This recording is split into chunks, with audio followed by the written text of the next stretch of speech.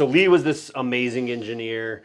You had tons and tons of experience making jewelry, and so you brought a lot of the design to the table in helping design tools. Yeah, it was a good combination. Lee said he was not a jeweler. He kept saying that over and over again, but he was a great engineer. Yeah. And so the two of us worked together real well. It was a good relationship. So around 2005, like I was saying, Lee kind of wore me down enough to start thinking about it.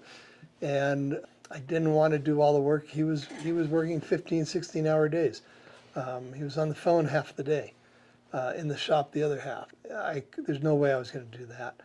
So I talked to a good friend of mine, Johnny MacArthur, who's a great fabricator. He fabricated a lot of the buildings in town with the steel work. Yeah, amazing steel welder structure. and fabricator in that. And he thought about it, and so we thought, why don't we take a trip out to Santa Cruz and Bonny Doon, and we'll go see what this is all about, what it'll entail. So we drove out there, and after spending a couple days with Lee, going through the processes, thought, all right, let's do it. So we hauled back 2 trucks and 2 trailers full of machinery to Taos, moving Bonny Doon in effect to Taos. So that's where the BDT comes in. It's Bonny Doon Tools Engineering.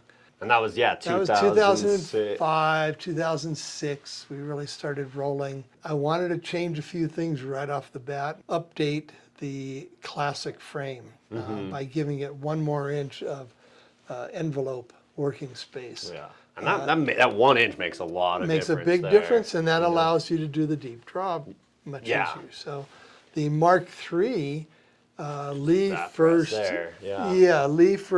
had a couple of these that were made for the deep draw. They had to be wider between the columns and more room here with the dropout box. Yeah, the 6-inch deep draw set is like 8-inch diameter dies, and of course you need all that height. And that would not fit into the classic. Yeah. So Lee came up with something that looked kind of like this. Problem with it, it was very flexible. All right, now we have a bridge span, we call it, that's a little bit longer. And because of that, it flexed more. So the first thing we did, Johnny and I re-engineered this. We did it first in CAD, and then we put it through finite element analysis in a computer and saw where flexion occurred, welded up a few samples, and actually tested it on a test bench to 100 tons and saw where's it going to flex, where does it start to fail, so on and so forth. That gave us the design which we now incorporate into what we call the Mark III. Yeah. And then started adding tooling. I had made loads of different tools for myself. For my own press. Now that I had the machinery, one of the first things I did was designed the bracelet forming kit as we know it today. Yeah. So the original bracelet forming kit, one of the earliest ones, kind of looked like this. This was an anti-clastic version. And it was aluminum. You had, this one, steel, with Delrin. Okay. And you drop your sleeve of silver, gold, or copper, whatever in there, and use some polyurethane in the middle. And then what you would do is, actually, here we go. We'd do that, put it in the press, and squeeze. Well, that polyurethane moves outward, and you get this form kind of like this. All right, so that was cool. That works. Yeah, I mean, it's fast and efficient. Yeah. In its capacity, it makes round anti-clastic forms. Yeah. If you want to make a cuff, which is more elliptical, you'd have to do the rest handwork. All right. Shortly thereafter, we started developing these synclastic bracelet formers. So here we have aluminum collar, aluminum inserts that go in here. And the same thing is true. They kind of are a little tight. You drop your silver in there, drop the urethane in there, and press. And what happens is it pushes outward again into that synclastic shape. And it might be similar to this. Problem I had with that was, in the case of an overlay bracelet like this, the polyurethane would pop out The single layer, that blackened layer you see here, is a single layer of silver, as opposed to the 2 layers, which is the brighter stuff. It would bulge that out. Yeah, it kind of has a weird, like, puffy look Yeah, it to didn't look good. Yeah. In my view, it damaged the piece. Yeah. All right. And I realized I want to be able to do synclastic shapes, but I don't want that bulging happening, destroying the piece. So the first idea was basically, here it is. I welded up a simple little frame. It goes, of course, into your press like this. Used a hardened steel pin, dowel pin, turned a little donut on the lathe, and formed my piece directly into the polyurethane like that. And it worked. And the beauty with this is the polyurethane doesn't mar the metal, so doing it in this capacity, it's like the outside of the piece is not damaged or marred in any way. The steel is back here, Yeah. and the urethane's on this side, so it forms exactly, the back forms perfectly to the die. Shortly after buying the company, which again with manual lathes and mills, we would actually make these, I take that back, we would make these on a manual lathe that actually had a hydraulic tracer on it. Yeah. So we could hydraulically trace that shape. Yeah, no, it led us very quickly to buy our first CNC mill and first CNC lathe. Yeah. And so when I started in 2010, I think, we didn't have the CNC lathe yet. And I remember my very first job was making these anti-clastic bracelet formers. And I think I made like 3 or 4 pieces in an entire day. Because it was like using the big C-frame radius cutter and then grinding. And I just remember that so clearly. I was like, probably my first job. And it was like, it just took forever to make. And this little crossbar. Yeah. Lee, no, actually Lee never made it. This was all in my shop. Yeah, this was all new. And I would, hand machine this one at a time in a mill. Tedious. And it took quite a bit of time. Now, we can pop that in the CNC mill and do 8 at a time, and they're exact and precise and identical. Yeah, and because of that, we've been able to like refine the shapes, the like fitting, all that, and get it all just really nicely dialed in. Yeah, and that's where all the other shapes started showing up. The 2, the 3, the different synclast, the different widths. Now we have all these different shapes. Yeah, a whole lot of awesome You've got things. the large synclast, the large anti-clast.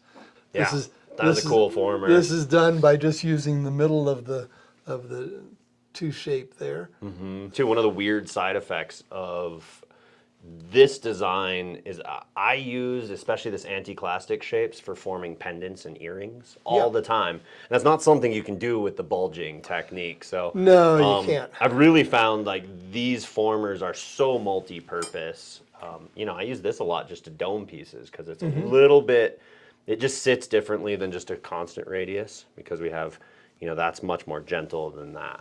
Right. Kind of these, interesting little things that has just made the tooling more and more effective and useful over the years. Yes, exactly.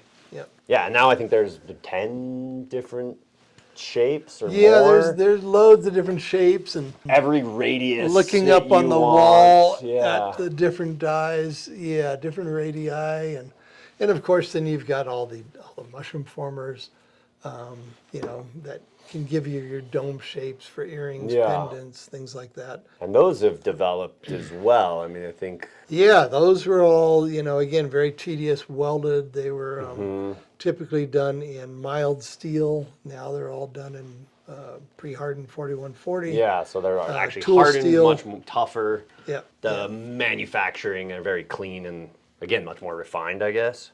And then, part of the bracelet forming, too. So, I guess in 2010 or 11 was when you got the CNC lathe, and you had the CNC. 2010 was, And you had the CNC mill already when I started working. It was that was new. 2006. Okay, yeah. And then, I remember pattern plates was a new product you brought out. And well, again, I had made loads of pattern plates for my own jewelry, hand engraving. The very first one I remember, you just using a cutoff wheel.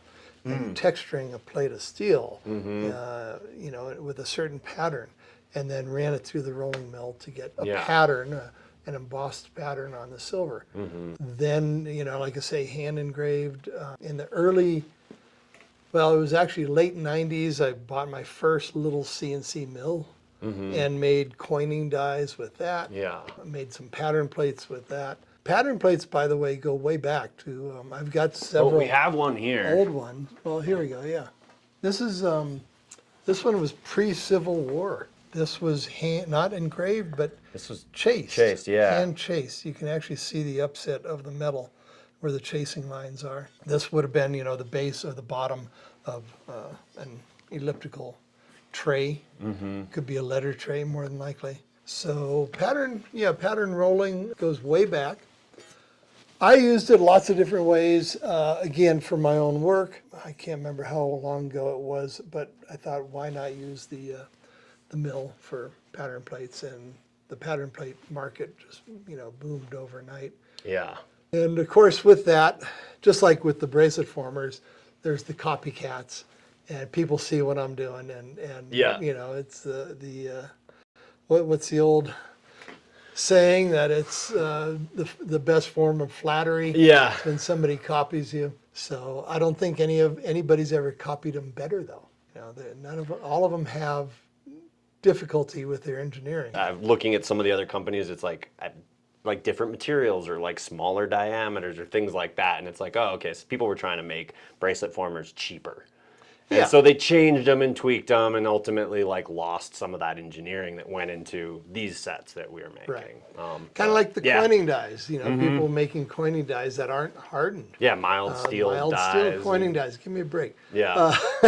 Being a jeweler of, 50 plus years, I know what has to be done to get tools to work well and properly. And I want the tools to be the best. Yeah, you trained me that way, which is great. Sometimes it's kind of frustrating because it's like, oh, okay, I'm not going to compromise on this. Got to do it right, and got to put that extra time and work into the pieces. Exactly. Yeah, there was pattern plates. We were able to then start developing the stakes with the CNC lathe, ring formers. Yep. You went on a trip to Europe and you saw this really cool old school vise, right? Yeah. And that inspired the vertical vise. One of all of our tools are useful. The vertical vise is incredibly useful. It's sitting right behind us here, right next to my bench. Yep.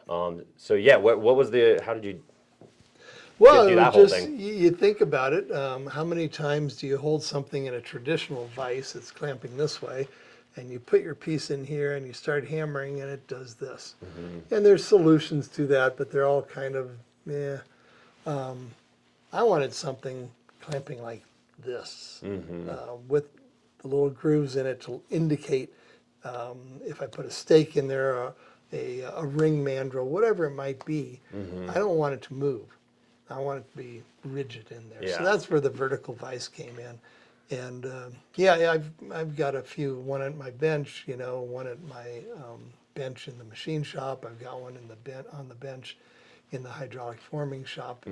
It's handy to have everywhere because I'm always using it. And with the keyways and everything in there, you can hammer straight down without, and nothing moves. It's super rigid. And I actually work kind of at a diagonal on it because that way I can see the piece I'm working on. And again, it was knocked off pretty readily. And I've seen the knockoffs, and they're well, what's funny, I saw one the other day online, and it was your very first prototype was built a little differently, and there's still pictures on the web, on the internet of that. Yeah, and the tool development just continued and continued and continued, and a lot you had so much experience as a professional jeweler, and it was came from needing solutions to things that were bugging you or things that were taking too much. And a good friend and incredible engineer, Tim Sheriff. Had got really mentioned something to me once a long time ago that stuck with me, and that is you have to continually innovate. Yeah. People are going to be knocking you off and copying it all the time. If you continually innovate, well, that's where the juice is. So. Yeah. And then along with the vertical vise and the forming stakes was the hammer. The hammer, yeah. Why is not? amazing. Why not Yeah. use? God, I see people with these little tiny stakes and little hammers, and they're tinkering away thousands of beats into a little piece of metal, trying to get it to form. And one good hit with the polyurethane hammer, and it's formed. Yeah. And we did those kind of shows at the snag conferences where you could very quickly and easily see the benefit of using polyurethane in a hammer. I mean, yeah, I did a ring the other day, and it's like one good solid hammer beat, and a quarter of the ring was formed in anti-clastic shape, smooth, no marring. Like, yeah. The beauty. Yeah. Yeah, it's a magic material. It really is. For jewelers, it's an amazing stuff. That said, I remember going over to the University of Central England, where I taught short courses during the summer for several years, and they couldn't afford buying the polyurethane from us, so they made their own. And yeah, you can make your own. It's very, very simple, very toxic though, very dangerous. And there are thousands, literally thousands of recipes and formulations. Their formula, unfortunately, whatever they did, by the end of the week, every use had made them crumble. Yeah. And by the end of the week, it was a pile of crumbled polyurethane. Yeah. None of them had the original, they just basically all shredded. Our polyurethane comes from a company that has worked with us specifically to formulate material polyurethane for our application. And that's forming metal, forming the thinner metals in a hydraulic press. Yeah. So it's a very specific formulation. And that's why it lasts so long. I mean, a lot of this stuff lasts a lifetime if it's taken care of. Yeah, there are pieces here I know in the shop that I bought, 40 years ago. Yeah. So Yeah. still using it. And some of the pieces just get abused to the extent, and then eventually they break down. But yeah, the biggest abuse comes from sharp edges. Yeah. If you don't deburr these edges and you run it through there, well, you can put these little microscopic cuts in the surface polyurethane, and eventually that will start to fray. Yeah. But they're still usable. They work for a long time. I mean, with all my titanium, like 1/8 thick titanium, that really abused the polyurethane. I bet, yeah. But forming hundreds of bracelets a year, I'd go through 4 little pieces. So I was like, okay, that that worked out okay. Cheap. Yeah. Yeah. Funny enough, I've encountered a lot of people recently who reaching out because they're like, they send me pictures of the polyurethane they got from other companies, and it's like degraded and fallen apart, or like just cracks in half.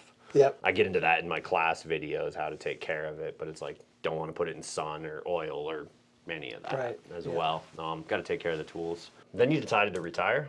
Somewhat retire. Are you actually retired now, Phil? I think I am, kind of. Retirement, what does that really mean? It's just being able to do what I want to do every morning when I wake up. If it means an extended coffee break in the morning, great. But I'm working on a lot of different projects, doing an occasional jewelry commission here and there, working with my ornamental turning, doing presentations for ornamental turning groups, working with Plumier Foundation back east. So yeah, I'm staying busy. So. You're still coming in here helping us. Well, yeah, I enjoy coming in and giving you my 2 cents worth whenever you need it, or giving me want more it. tool ideas. Maybe when you don't want it, who knows? I mean, we have like this board of tool ideas and designs and concepts and stuff, and like you keep adding to that, and Yeah, I know. Gotta keep trying to keep up with the whole list. God, we should really make that one there. On the list. So that covers a lot. That covers a lot. That's the history of Bonny Doon, going into 35 years now. Yeah, I wonder. Congratulations. I wonder if like what Lee would say now. What he started has endured for so long. It's really amazing, and has grown and gone through so many iterations. And like, feel like the press has gotten just better and better. And the manufacturing a little tighter, more efficient. Design tools, all the coining dies you've come up with. New pattern plates, the shot plates. Yeah. Right? The shot dies, those are amazing. I've had some great fun with those. Yeah, you made some really cool pieces. So, A lot of the yeah. gold pieces you did with the coining dies Yep. were beautiful. Thanks. And there's a lot more to come, hopefully. Yeah. Continually Just innovate. yeah.